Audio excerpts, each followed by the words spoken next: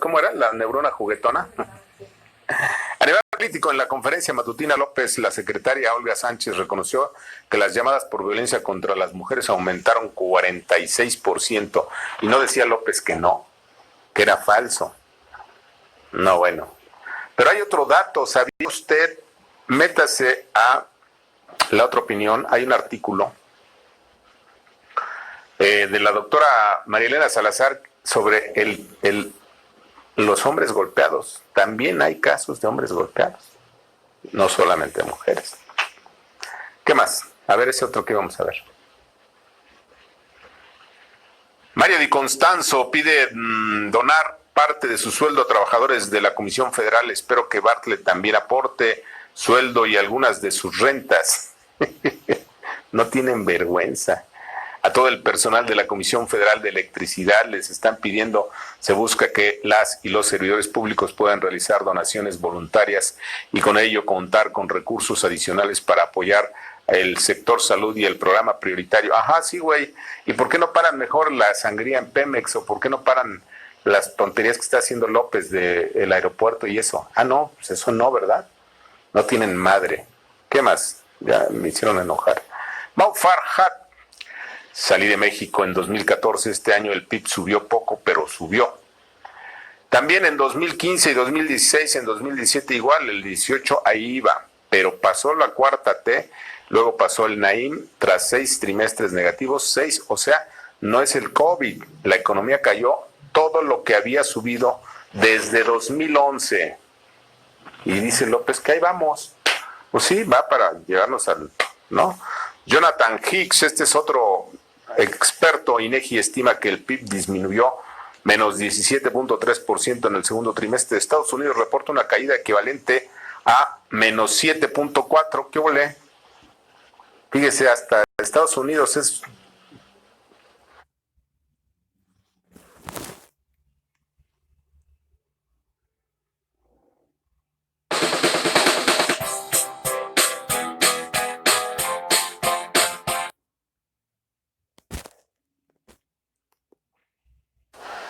Solamente 7 y en México 17. No, bueno. Le digo que la de México es la peor caída en todo el mundo. ¿Qué más? Bueno, vámonos con el siguiente tema.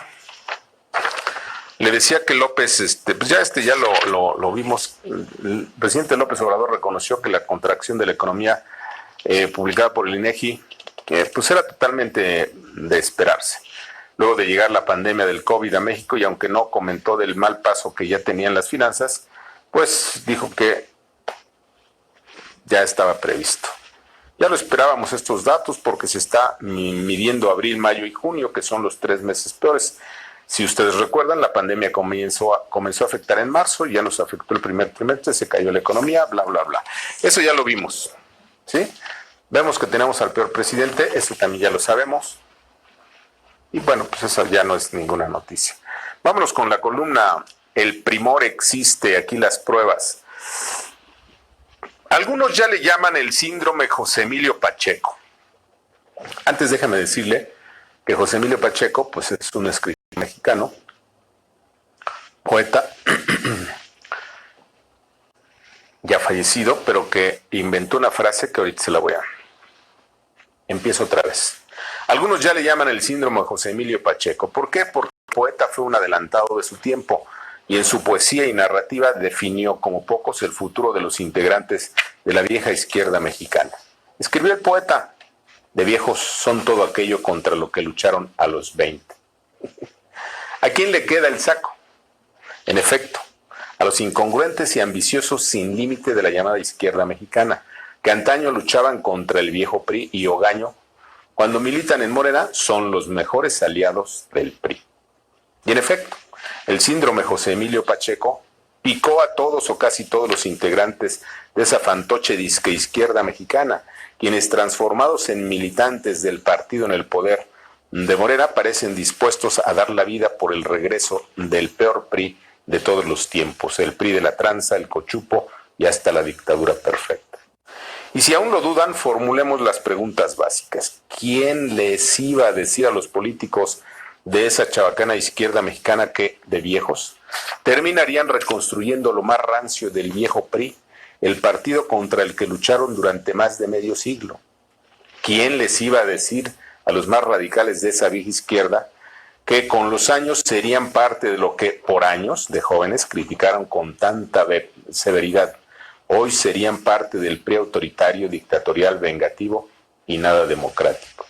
¿Quién les diría a los intelectuales y periodistas de esa vieja izquierda, reprimida por el PRI más autoritario y criminal, que de viejos serían carne de cañón para el restablecimiento del viejo partido de Estado, el PRI clientelar y populista? ¿Quién les diría a los maestros de la protesta y apostolado y apóstoles de los pobres que de viejos serían los padres de la nueva dictadura perfecta, del regreso de los peores tiempos del PRI? ¿Quién les iba a decir a los Pablo Gómez, a los Alejandro Encinas, a las Helenitas Poniatowska, a Sabina Berman, a los Scherer Ibarra, a la señora Ibarra de Piedra y a su hija Piedra y muchos otros que luego de ser víctimas del PRI más represor terminarían reconstruyendo ese PRI y aplaudiendo la militarización del país? ¿Quién les iba a decir a todos los experiodistas y hoy morenistas que terminarían por aplaudir la venganza irracional, autoritaria y dictatorial emprendida contra los suyos, como Rosario Robles, que son perseguidos por ese nuevo PRI motejado como Morena? Por cierto, lo cierto es que pocos militantes y políticos de la vieja izquierda imaginaron que, de viejos, serían parte del nuevo PRI recargado, un PRI más ladrón, más cínico, más despreciable, más antidemocrático y más vengativo. Y es que hace pocas horas, con la ayuda del PRI, 25 votos a favor y 11 en contra, la Comisión Permanente del Congreso aprobó convocar a periodo extraordinario de sesiones para que las cámaras de diputados y senadores pudieran modificar la ley de adquisiciones y con ello acelerar la venganza presidencial contra las empresas farmacéuticas nacionales, una venganza que dejará a miles de mexicanos sin empleo. ¿Y por qué es una venganza? Porque el presidente mexicano exhibirá de manera pública, lo hizo hoy, a las farmacéuticas mexicanas como las responsables de la tragedia social por la muerte de más de 100,000 mexicanos a causa de la pandemia de COVID-19, para desviar la atención sobre la verdadera responsabilidad del gobierno federal en esa tragedia.